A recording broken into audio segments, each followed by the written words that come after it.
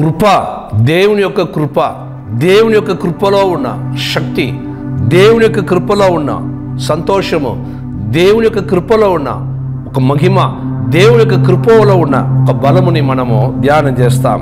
పౌలు అపోస్తలు, దేవా నాకు శరీరంలో ఒక ముళ్ళు ఉంచబడేను, ఆ ముళ్ళు చాలా ఇబ్బందిగా ఉంది, ఆ ముళ్ళు తీసేయము అని ప్రభువుని ఆయన వేడుకొనగా, అప్పుడు ప్రభు చెప్పిన మాట, నా కృప నీకు చాలును. ఆయన 3 సార్లు ప్రార్థన చేస్తే ఎంతో ఒక బలహీనం, ఎంతో ఒక కష్టం, ఎంతో ఒక వేదన, ఎంతో ఒక ఇబ్బంది, ఎంతో ఒక ఉపద్రవం. మీరు ఆలోచన చేయండి. ఆ ఇబ్బందుల కంటే, ఆ ఉపద్రవము కంటే నా కృప నీకు చాలును, అది చాలు పౌలా అని అంటే, ఆ కృపలో ఉన్న శక్తిని మనం ధ్యానం చేయాలి. క్రీస్తు నిమిత్తము నాకు కలిగిన బలహీనతలతోనూ, నిందలలో, ఇబ్బందుల్లో, హింసలలో, ఉపద్రవములో నేను సంతోషించాను. ఇప్పుడు నాకు ఇబ్బంది వచ్చినా, ఉపద్రవం వచ్చినా, బలహీనతలు వచ్చినా, నా శరీరమే ముళ్ళు ఉన్నా కూడా నాకు సంతోషం వచ్చింది. ఎందుకంటే ఆయన కృపను నన్ను పొందుకుంటాను. ఈ కృపతో నింపబడినప్పుడు ప్రభువా నాకు సంతోషం. జీవితంలో పోరాటములు వస్తూనే ఉంటాయి. దాటి రావాలంటే, జయించాలంటే కృప కావాలి. మోషే కూడా ఒకసారి, ప్రభా నీ యొక్క కటాక్షం, నీ యొక్క కృప నాకు కావాలి.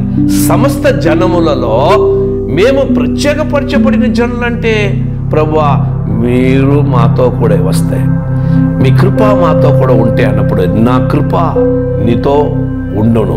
దేవుడి యొక్క కృప కావాలి, కటాక్షము కావాలి అన్నాడు. ఎందుకంటే ఈ లోకములో మూర్ఘమైన ఒక ఫరోని, మూర్ఘమైన ఒక రాజుని ఆయన ఎదుర్కోవాలి, మూర్ఘమైన జనులని ఆయన ఎదుర్కోవాలి. జయించాలంటే ఆయన నేర్చుకున్న సకల విద్యలు కాదు, బలము కాదు, ఆయన జ్ఞానము కాదు, తుపాకీ కాదు, హల్లెలూయా, బాణులు కాదు, ఈటెలు కాదు, శక్తి కాదు, జ్ఞానము కాదు, దేవునికి కృపలు కావాలి. మనం అడగాలి, దేవా ఏమేమో అడుగుతున్నాం మన పిల్లల కొరకు, ఈ జలములలో మేము ఉన్నట్లుగా ఉన్నాము, దానిని దాటి రావాలి. నదిలో పడి వెళ్ళినప్పుడు కూడా ప్రభువా మీ కృప ఉంటే మేము బయటికి వచ్చేస్తాము. అగ్ని మదిలో మేము నడిచినప్పుడు కూడా ప్రభువా నీ కృప మాకు ఉంటే మేము దాటి వస్తాము తండ్రి. భయంకరమైన పరిస్థితిలో, ఈ భయంకరమైన పాపం నిండిపోయిన లోకములో మనకు, మన పిల్లల కొరకు మనం ప్రార్థన చేయాలి. జ్ఞానం కాదండి, డబ్బు కాదండి, వస్తువులు కాదండి, బలము కాదండి, మీ శక్తి కాదండి, హోదా కాదండి.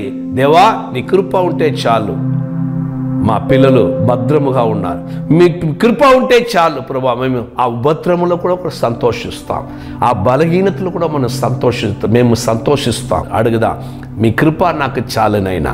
ఇబ్బందులు దాటి రావాలంటే మీ కృప నాకు చాలు. ఈ ఉపద్రవంలో ఉండి బయటికి రావాలంటే కృప నాకు చాలు. అన్ని ప్రాబ్లం కంటే నీ కృపయే ప్రభువా బలవంతమైనది, నన్ను ప్రభువా బలపరిచేది, సంతోషపరిచేది. అందుకే పౌలు అంటాడు, నా ప్రార్థన మారింది ప్రభువా ఎప్పుడైతే నేను బలహీనతలో ఉన్నాను, ఎప్పుడైతే నేను ఉపద్రవంలో ఉన్నాను, హల్లెలూయా, అప్పుడు దేవుని యొక్క కృప నన్ను బలపరుస్తుంది, దేవుని యొక్క కృప నన్ను నిలబెట్టుతుంది. ఇబ్బందులలో సంతోషం ఇచ్చేది దేవుని యొక్క కృప. నీ కృప నాకు చాలును, నీ కృప లేనిదే నే బ్రతుకలేను, నీ కృప లేనిదే నే బ్రతుకలేను.